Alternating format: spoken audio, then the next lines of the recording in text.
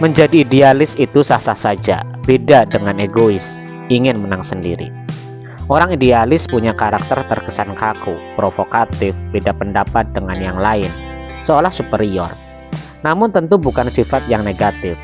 Juga jangan terlalu sombong, angkuh, merasa pintar sendiri, apalagi merasa paling tahu.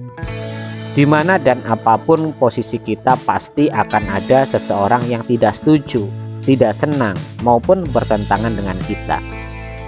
Ciri khas seorang yang idealis dapat dikatakan sering berdebat, baik dengan orang tua, guru, teman, tidak suka diperhatikan, tidak suka dianggap remeh, ataupun lemah. Tapi di sisi lain, suka tantangan, bertanggung jawab, disiplin, dengan idenya sendiri. Kadang mengerjakan segala sesuatu sendiri sehingga kadang tampak terlihat egois, tidak mau kalah. Gagasan kita belum tentu lebih baik daripada orang lain. Ide dan masukan orang lain juga belum tentu pas kita terapkan pada diri kita sendiri. Kita boleh punya keinginan dan cita-cita setinggi langit, punya harapan hidup enak dan menyenangkan. Setiap keinginan itu ada harganya, tapi jangan memaksakan diri seolah-olah setiap bayangan harus direalisasikan sesuai dengan imajinasi kita sendiri. Yang ada malah seperti menggedor-gedor langit meminta jatah rezeki pada Yang Maha Agung.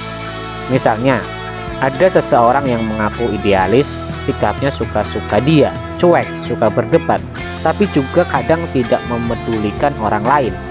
Apalagi orang lain yang tidak dikenalnya, seolah dia paling tahu. Salah satu contoh saat dia menganggap keberadaan Tuhan itu sesuatu yang absurd, tidak jelas, seperti dia ini hilang rasa empati dan simpati. Tuhan yang ia yakini dalam kehidupan itu ada ketika dia memikirkannya dan menganggapnya ada. Semua benda kekayaan yang ada di dunia ini adalah hasil kerja dari manusia. Tidak ada campur tangan Tuhan. Lalu bagaimana dengan jagat raya, alam semesta? Siapa yang menciptakan manusia? Dalam kehidupan kita ada kejadian-kejadian di luar nalar dan kekuatan diri kita sendiri.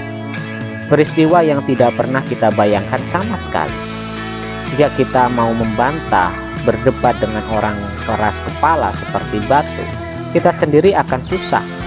Semua akan ada prosesnya. Sekeras apapun sebuah batu itu akan berlubang jika tertimpa air setetes demi setetes, walau butuh waktu lama. Bukankah idealis itu orang yang bertindak berdasarkan pengalaman empiris yang unik, pikiran-pikiran dan cita-cita tinggi untuk meraih tujuan dan mencapai hasil maksimal? Seseorang yang bersikap idealis cenderung memiliki keyakinan yang kokoh pada persoalan-persoalan atau masalah-masalah yang sedang dihadapinya.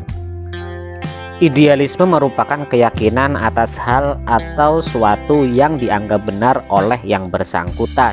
Kebenaran itu bisa berasal atau bersumber dari pengalamannya, pendidikannya, budaya, atau kebiasaannya.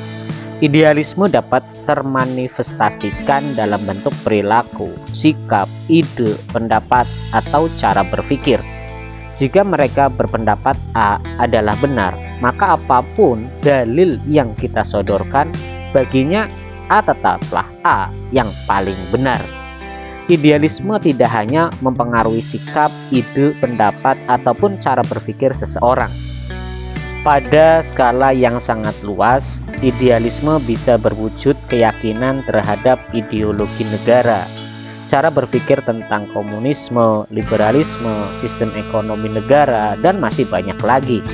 Tetapi saat idealisme seseorang bertentangan dan kerap kali memunculkan konflik yang imbasnya kepada orang lain di sekitarnya maupun lingkungannya secara buruk, pastinya perlu dikaji kembali sikap idealis yang seperti apa yang akan diterapkan.